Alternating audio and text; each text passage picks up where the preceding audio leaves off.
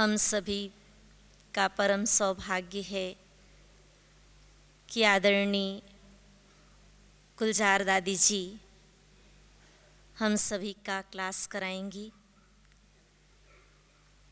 कोई श्रेष्ठ कर्म सामने आया है, जितना चाहा था उससे ज़्यादा पाया है। दादी गुलजार जी को देख बाबा याद आया है। सौभाग्यशाली हैं हम ब्राह्मण जो आपका सानिध्य पाया है। आदरणीय गुलजार दादी जी बाप दादा का साकार रथ, दिव्य दृष्टि की वरदानी आत्मा, 8 वर्ष की बाल्यावस्था में 1937 से अब आपने इतने ऊंचे आध्यात्मिक ज्ञान को आत्मसात किया, जो आपके दिव्य चरित्र और निरसंकल्प अवस्था ने भगवान को भी आकर्षित कर दिया और भगवान ने आपको अपना साकार रथ मुकर्रर कर दिया। आदरणीय गुलजार दादी जी।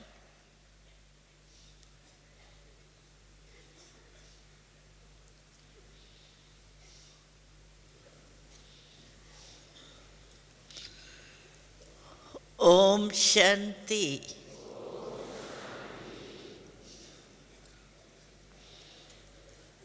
आज सभी को अभी फरिश्ता स्वरूप की स्मृति दिलाई, अनुभव कराया। तो अभी भी सभी उसी फरिश्ते रूप में स्थित है ना? क्योंकि अभ्यास इसीलिए कराया जाता है कि वो अनुभव सदा रहे। तो मधुबन में विशेष वायुमंडल भी बहुत शक्तिशाली है और आप सभी मधुबन में आकर बेफिक्र बादशाह बन जाते हैं। कोई फिक्र है क्या किसको? घर याद है? बच्चे पोतरे दोतरे याद है क्या? वो वहाँ अच्छे पल रहे हैं और आप यहाँ बेफिक्र बादशाह बन के अपने बाबा से मिलन मना रहे। तो बेफिक्र बादशाह बनना अच्छा लगता है ना? यहाँ कोई भी फिक्र नहीं है, न दफ्तर जाना है, न स्कूल में बच्चों को भेजना है, खाना बनाना है, बिजनेस में जाना है। कोई फिक्र है क्या? यहाँ सिर्फ पढ़ाई और पढ़ाने वाले की याद तो सुता ही आती। तो ये दिन जो बाबा हमको चांस देते हैं ना, क्योंकि हर साल में एक बार तो बाबा चांस देता ही है सभी को, जो आने चाहे, सिर्फ नियम पर चलने वाला हो। कायदा बहुत फायदा देता है। जो कोई भी कायदे पर नहीं चलता ना, तो फायदा इतना नहीं होता है जितना होना चाहिए। कई भाई बहन कहते हैं अच्छा तो बहुत लगा मधुबन, शक्ति भी मिली, लेकिन जितना बाबा कहता है उतना तो अनुभव नहीं किया। क्यों नहीं किया? अनुभव के खान पर कोई जाए और अनुभव के खान से अपने को भरपूर नहीं कर पाए तो खान तो भरपूर है ही, लेकिन लेने वाले की अपनी हिम्मत की बात है। तो यहाँ भिन्न भिन्न आत्माओं द्वारा अनुभव कराने के क्लासेस चलते ही रहते हैं। यहाँ के दिनचर्या के हिसाब से देखो तो एक क्लास पूरा होता है, फिर चाय या खाने की थाली मिलती है या पानी का गिलास पियो, चाय का गिलास पियो और क्लास करो। और क्या काम है यहाँ? लेकिन अनुभव के खान पर आए हो तो इस अनुभव के खान से जितना अनुभव करने चाहो उतना कर सकते हो। क्यों? कि बाबा ने विशेष आपको निमंत्रण दिया है, आओ बच्चे, आओ बच्चे। तो भगवान ने बुलाया है तो भगवान क्या नहीं दे सकता? दाता है ना। तो दाता के निमंत्रण पर आए हैं, इसलिए जितना लेने चाहो उतना ले सकते हो। यहाँ मधुबन में समय एक सेकंड भी व्यर्थ नहीं गंवानी, क्योंकि यहाँ वायुमंडल, परिवार, बड़े बड़े अनुभवी भाई बहनों का संग है।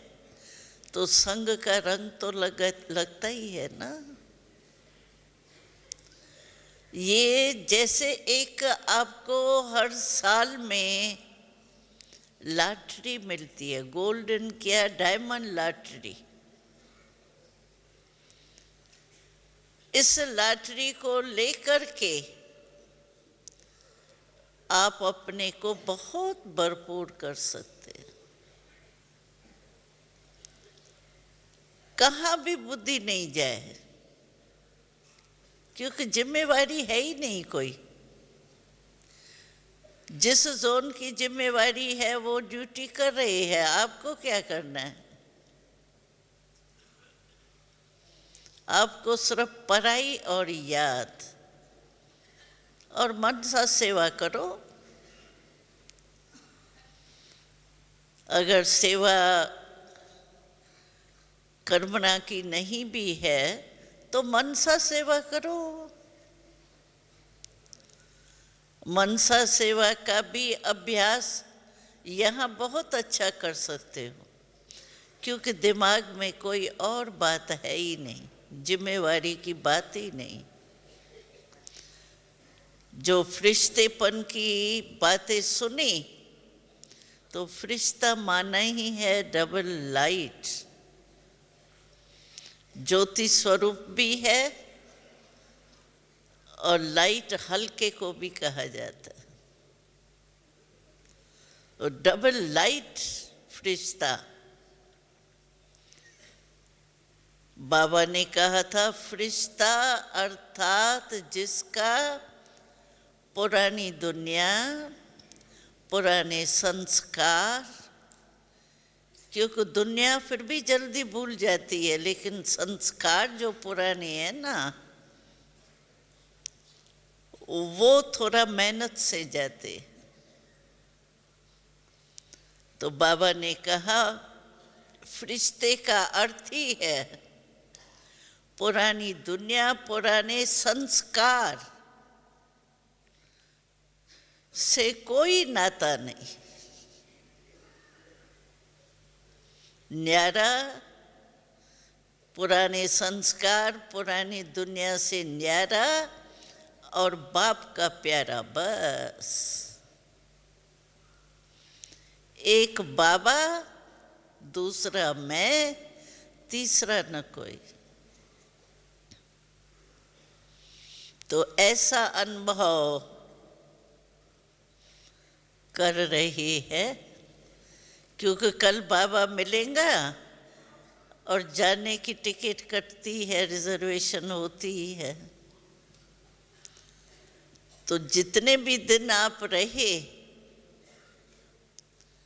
उसमें कमाई की, हमारी कमाई का पता है क्या हिसाब होता है?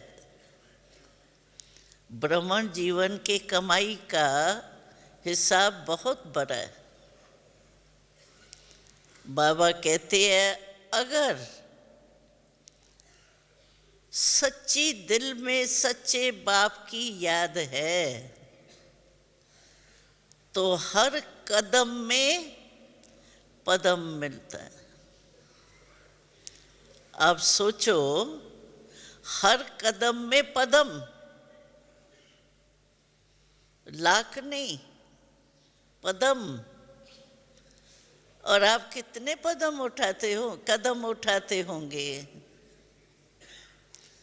अगर याद में कदम उठाया तो पदम आपका जमा हो गया, और सारे दिन की आपकी कितनी कमाई जमा हुई? कितनी सहज प्राप्ति है और कितनी बड़ी प्राप्ति है। ऐसा दुनिया में कोई होगा? चाहे कितना भी बड़ा हो। जब हम आए थे तो बाबा फोर्ड कंपनी है ना, उसके बड़े की मिसाल देता था कि उसको इतनी कमाई होती है, ऐसे चुपटी बजाते जाओ और गिनती करते जाओ। बाबा हमको बताता था सिंध में, कराची में जब हम आए।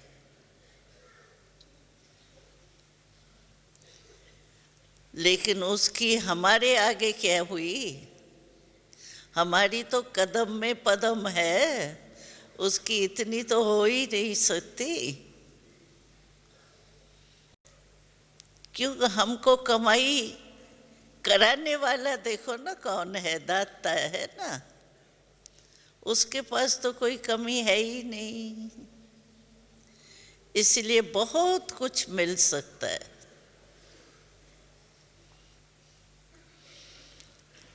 तो आप चेक करना, फिर भी कल का दिन है, आज रात्रि भी है, 4 बजे उठेंगे, अमृत वेले कमाई का साधन है, बहुत बढ़िया। अगर मानो कुछ कमी की हो कमाई में तो कल के दिन में भी जमा कर लेना। बाबा की बात तो नशा चढ़ता ही है। हाँ, भगवान जिसको और चाहिए क्या? गीत सुना ना, जब बाबा हमको मिल गया तो और हमको चाहिए क्या? और एक ही हमारा ऐसा बाबा है जो सर्व संबंध भी निभा सकता है, सर्व प्राप्ति भी करा सकता है। जिस समय चाहिए उस समय हजूर हाजिर हो जाता है। बाबा कहो, बाबा सामने नहीं आ जाता है। इसीलिए कहा हुआ है हजूर हाजिर है। लेकिन किसके आगे हजूर हाजिर है? जो हजूर की हर श्रीमत को जी हाँ हाजिर बाबा प्रैक्टिकल में करता है। कैसी भी परिस्थिति हो, यहाँ तो कोई परिस्थिति की बात ही नहीं है। यहाँ किसके पास माया आई? मधुबन में आई कि माया का गेट बंद रहा? वायुमंडल है ना, इसीलिए यहाँ माया आए भी तो वार नहीं करे, हार खा के जाए। बाबा कहते माया आवे इसमें क्या है। हमने कोई मिल रहे थे तो हमने सुनाया अनुभव अपना, तो हम छोटे छोटे आए ना, 9, 10, 11 वर्ष के इतने ही थे। तो मम्मा हमको ऐसे हल्की हल्की बातें सुनाती थी। मम्मा कहती थी तुम माया माया कह के परेशान नहीं हो। माया क्या है, तुम बड़े ते बड़े बाबा के बच्चे, तुम भी बड़े ते बड़े हो। जैसे बुजुर्ग कोई होता है ना, दादा परदादा होता है, वो बैठा हुआ होता है, लेटा हुआ होता है, और छोटे छोटे बच्चे जो उसके पोतरे दोतरे होते हैं ना, वो आते हैं। फिर वो बुजुर्ग बाप या दादा के जो है ना, वो बाल भी पकड़ेंगे, नाक भी पकड़ेंगे, कान भी पकड़ेंगे, वो परेशान नहीं होता है। वो समझते हैं मेरे पोतरे दोतरे खेल कर रहे। तो ये 5 जो काम क्रोध लोभ मोह है ना, ये भी छोटे छोटे बच्चे हैं। आते हैं, चलो परेशान करने की कोशिश करते हैं, तुम तो बड़े हो, खेलने दो, खेल करके चले जाएंगे, परेशान नहीं हो। आए माया माया माया आ गई, क्रोध आ गया, परेशान नहीं हो। अच्छा आया, अपना पाठ बजा के चला गया, तुम उसके वश नहीं हो जाओ। क्या हुआ कैसे हुआ इसमें नहीं है। मम्मा कहती थी व्यर्थ संकल्पों का गेट है क्यों। बाबा ने भी अव्यक्त वाणी में लास्ट में एक मुरली में कहा, फॉरेन लोगों को कहा वाय नहीं कहो, वाह वाह कहो, वाह वाह, वाय कहा गए। और मम्मा हम लोगों को कहती थी, बहुत इजी बातें सुनाती थी। मम्मा कहती थी देखो व्यर्थ संकल्प जो क्यों आता है ना, उसके बाद फिर आता है क्यों, फिर क्या, कैसे, कब तक ये होगा, ये कौन है जो ऐसा करता है, ये है क्या, कौन है, ये सारा कह आता है। 5 ही शब्दों में कह आता है। तो मम्मा कहती थी कह कौन करता है, कह कौन करता है, कौवा। तो मम्मा कहती थी तुमको कौवा बनना अच्छा लगा, कौवा तो अच्छा नहीं होता। और साथ में है होली हंस। हंस कितना साफ होता है, सफेद। और हंस की विशेषता क्या होती है, उसमें निर्णय शक्ति बहुत अच्छी होती है। वो कंकर और रतन को परख करके रतन चुगेगा, कंकर को छोड़ देंगे। तो वो तो हंस है, आप होली हंस हो। तो हंस बनना अच्छा या कौवा बनना अच्छा, क्या बनना है, हंस बनना है ना। अभी कह नहीं करना, कोई भी बात है उसमें क्यों हुआ, क्या हुआ, ये है कौन, आता है ना ये बातें, अभी ये नहीं करना। माया जीत बनना ही है। दूसरी बात सुनाऊं छोटेपन की। एक बारी क्या हुआ, ब्रह्मा बाबा वीकली देखता था, क्योंकि नए नए बहुत आते हैं ना। हमने देखा कितने आधे लोगों ने तो हाथ उठाया, ये दादी ने हाथ उठाया, तो आधे लोग तो नए पहले बारी आए, इसलिए फिर रिपीट करना पड़ता है। तो एक बारी बाबा वीकली, इलस्ट्रेट वीकली आती थी, तो वो देख रहा था। उसमें एक चित्र था, एक प्रेसिडेंट चर्चिल था, चर्चिल प्रेसिडेंट था, उसका चित्र आया था। उसके चित्र में क्या था, वो ऐसे दिखा रहा था। तो ये क्या बन जाता है, विक्ट्री। तो वो ऐसे दिखा रहा था, तो हमारी विक्ट्री है। तो बाबा ने देखा, तो बाबा क्या करता था, हम बच्चे अपने अपने सेवा में लगे रहते थे ना, तो बाबा को कोई भी बात आती थी बच्चों को दिखाने के लिए, तो बाबा ताली बजाता था, और ताली बजती थी तो जो भी नज़दीक होता था ना फ्री, वो भाग के बाबा के पास आ जाते थे।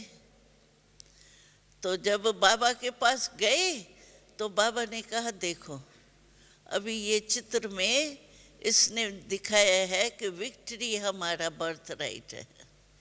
अभी आज है प्रेसिडेंट, कल उतर गया तो ये कहाँ जाएंगी? इसकी तो अविनाशी विक्ट्री हो ही नहीं सकती। तो वो बच्चों की वास्तव में ये वी तुम्हारे मस्तक में लगी हुई है, विक्ट्री तुम्हारा चित्र होना चाहिए। अभी देखो उसने अपना चित्र दिखा दिया।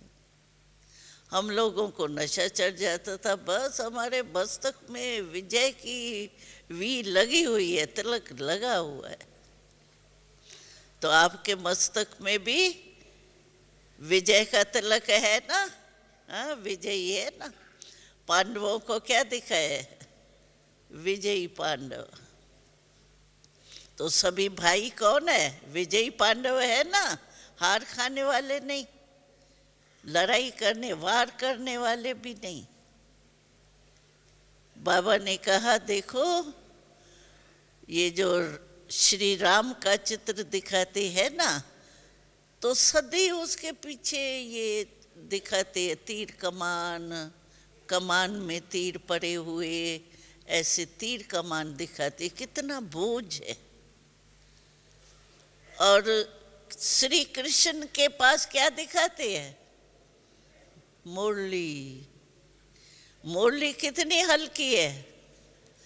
और वो तीर कमान का, ये जो कमान उस तीर डालने का होता है, वो कितना बोझ है। तो कहा राम अर्थात कुछ न कुछ बोझ रह गया, इसीलिए तीर कमान वार करता ही रहता है, लड़ाई करता रहता है। कुछ न कुछ लड़ाई करने का अंत तक रह गया, उसकी निशानी तीर कमान दिखाती। और श्री कृष्ण पास हो गया तो उसको सिर्फ मुरली दिखाते हैं, जो खुद भी नाचे और दूसरे को भी मुरली बजती है तो नाचते हैं ना। अभी भी देखो कोई ऐसा ट्यून बजता है, दादी आती है क्लास में, आज भी सुबह को देखा तो दादी रिकॉर्ड बजता है, ऐसा ऐसा करती है, सभी नाचने लग जाते हैं, हाथ हिलाने लग जाते। तो देखो रिकॉर्ड सुन करके दादी का हाथ चला, आप सभी भी खड़े होके ऐसे ऐसे करते रहते। नाचना आ जाता है ना। नाचना सिर्फ पाँव से थोड़ी होता है, खुशी माना नाचना। तो ऐसे बाबा कहते हैं युद्ध नहीं करो बार बार। बाबा ने एक बारी कहा ना, बच्चे देखो कितने चतुर है। कहते हैं बाबा हमने 2 घंटा योग लगाया, योग में बैठे थे। बाबा पूछता है 2 घंटा योग में बैठे, योगी बन के बैठे या योद्धे भी बने? क्योंकि व्यर्थ संकल्प आया, उसको हटाया तो योगी हुए या योद्धे हुए? योद्धे हो गए ना।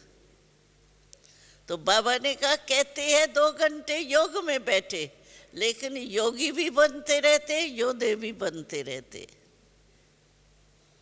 तो योद्धा नहीं बनना है, बार बार बार बार बार बार करो नहीं। मुरली माना खुशी में नाचते रहो, नचाते रहो, नाचते रहो, मन की खुशी। पाँव का नाचना नहीं शुरू कर देना, लेकिन मन सदा खुशी में नाचता रहे। ये निशानी है सूर्य वंश की।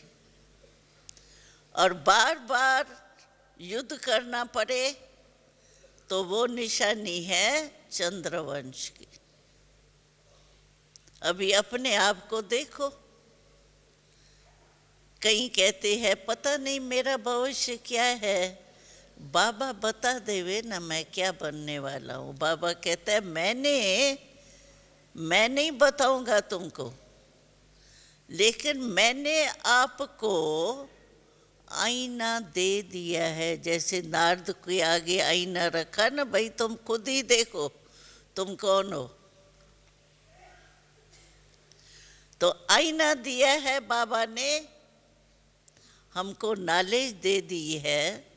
बाबा कहते हैं आपको अगर देखना हो ना मैं राजा बनूंगा या नहीं बनूंगा, तो उसका आईना ये है कि आप अपने आप को देखो। इस समय बाबा ने हमको स्वराज अधिकारी बनाया है। स्वराज दिया है ना स्वराज। तो बाबा कहते हैं इसमें देखो सारे दिन में स्वराज अधिकारी बना। सब कर्म इंद्रिया मेरे कंट्रोल में है।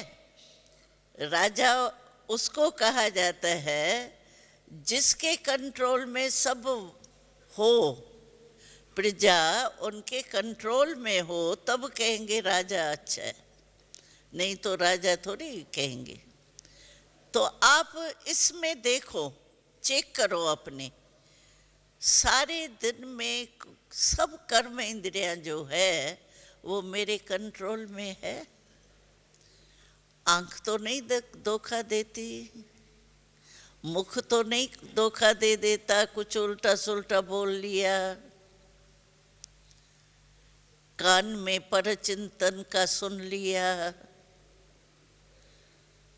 तो कोई भी कर्म इंद्रिया, दिमाग में फालतू संकल्प चल रहे हैं, तो ये कंट्रोल नहीं है ना। स्वराज का पूरा कंट्रोल नहीं है। तो स्वराज नहीं है तो विश्व का राज मिल ही नहीं सकता है। इसी से आप समझ लो कि मैं राजा बनूंगा, रॉयल फैमिली वाले बनूंगा, या रॉयल प्रजा बनूंगा, साधारण प्रजा बनूंगा। इससे आप समझ लो अगर स्वराज नहीं तो विश्वराज नहीं। ये आईना है। अपने आप को तो सभी देख सकते हैं ना, चलो दूसरे को नहीं देख सकते हैं, और दूसरे का चिंतन करना जरूरी भी नहीं। लेकिन अपने आप को तो चेक कर सकते हैं ना, मेरी सर्व कर्म इंद्रियां मेरे कंट्रोल में है। आपको पता होगा, सुना है या नहीं सुना है, ब्रह्मा बाबा रोज अपनी कचहरी लगाता था। बाबा की एक डायरी मिलती थी शुरुआत की। जब बाबा में शिव बाबा की प्रवेशता हुई तो ब्रह्मा बाबा ने अपना कितना पुरुषार्थ किया है वो डायरी में लिखा हुआ। हर डेट की बाबा रात्रि को कचहरी करता था। कचहरी क्या, मैं आत्मा सिंहासन पर आ गए ना, स्मृति के स्टेज पर आ गया, बस मैं आत्मा राजा हूँ। और कर्म इंद्रियों से बाबा पूछता था, हे मन बताओ तुम्हारी सारा दिन की कारोबार कैसे चली। हे आंख तुम बताओ। जैसे वजीर होते हैं ना, ये मिनिस्टर होते हैं, चीफ मिनिस्टर, बड़े मिनिस्टर, वैसे बाबा कहता था, हे आंख कान, बताओ तुम्हारी कारोबार कैसे चली? ठीक चली? कोई ने धोखा तो नहीं दिया? तो हमको भी अपनी चेकिंग आप ही करनी है। दूसरा कोई कहेगा तो लड़ाई शुरू कर देंगे, क्या समझता है तुम? दूसरा कोई आपको कहेगा आप में क्रोध है, कहेगा आप क्या समझते हो, मैं जानता हूँ मैं क्या हूँ। अवमान की 63 जन्म का देह अवमान है ना, तो वो आ जाता है। अपने आप को तो नहीं डांटेंगे ना, अपने आप को तो चेक कर सकते हैं ना, मैं सचमुच अंदर हूँ क्या? तो अपनी कचहरी रोज ब्रह्मा बाबा ने सारी डायरी सिर्फ दरबार लगाने की थी। दूसरी डायरी मिली ब्रह्मा बाबा के शुरू की, सारी डायरी में मैं आत्मा हूँ, मैं आत्मा हूँ। बाबा की पत्नी का नाम जसोता था, जसोता भी आत्मा है। बच्चियाँ, फलानी बच्ची भी आत्मा है, ये भी आत्मा है, ये भी आत्मा है। सारी डायरी में ये आत्मा आत्मा का पाठ लिखा हुआ, बाबा के हाथ से लिखा हुआ था डायरी। तो ब्रह्मा बाबा ऐसे ही थोड़ी ब्रह्मा बाबा बन गया, ऐसे ही थोड़ी फरिश्ता बन गया। ब्रह्मा बाबा ने भी बहुत पुरुषार्थ किया है, लेकिन बाबा की मदद और अपना पुरुषार्थ दोनों ने मंजिल पर पहुंचा दिया। और बाबा ने इतनी मेहनत की है, तो हमको कितनी करनी पड़ेगी? वैसे आदत पड़ जाती है अपने चेकिंग की, तो ऑटोमेटिकली चेकिंग होती है। और अपने ऊपर अटेंशन तो देना ही चाहिए ना। चेक करेंगे तभी तो चेंज करेंगे ना, चेक ही नहीं करेंगे हमारे में ये कमी है तो चेंज कैसे करेंगे? बाबा कहते सिर्फ चेक भी नहीं करना, सिर्फ चेक करते रहो, नहीं आज योग मेरा ठीक नहीं था, आज पता नहीं मेरे में ये आ गया, क्रोध आ गया, लोभ आ गया, पता नहीं मेरा भाग्य है या नहीं है, मैं तो ठीक समझता हूँ मेरे को आगे बढ़ने की हिम्मत ही नहीं है। सिर्फ चेक करेंगे तो दिल शिकस्त भी हो सकते हो। लेकिन बाबा कहते चेक करके फिर चेंज करो। चेंज कैसे करेंगे? शक्ति द्वारा, समाने की शक्ति, सहन शक्ति, इससे अपने को चेक करो और शक्ति से चेंज करो। चेक और चेंज ये दोनों साथ साथ, क्योंकि हम लोगों ने सभी ने बहुत हिम्मत रखी है। किसी से भी पूछो आपका लक्ष्य क्या है, कहते हैं बाबा के समान बनना है। सभी यही जवाब देते हैं, बाप समान बनना है। तो बाप तो बहुत श्रेष्ठ, ब्रह्मा बाबा देखो हमारे आगे तो बहुत सहज है, और आप लोगों के लिए तो बहुत बहुत सहज है। क्यों? आपके आगे एग्जाम्पल है। अच्छा, आप ब्रह्मा कुमार बने, ब्रह्मा कुमार क्या होता है आपके आगे कितने दृष्टांत है, सामने है। ऐसा ऐसा ब्रह्मा कुमार बनने से ये करना है, ये होना है। हम लोगों के आगे सिर्फ ब्रह्मा बाबा था, लेकिन ब्रह्मा बाबा के आगे क्या था? कोई एग्जाम्पल नहीं था। फिर भी बाबा ने देखो कितनी हिम्मत रखी। इतनी हिम्मत रखना, सारी विश्व की आत्माएं कितनी है, सब कहते हैं परमात्मा सर्वव्यापी है, और एक ब्रह्मा बाबा ने कहा सर्वव्यापी नहीं है, परमात्मा कहता है। आप सोचो,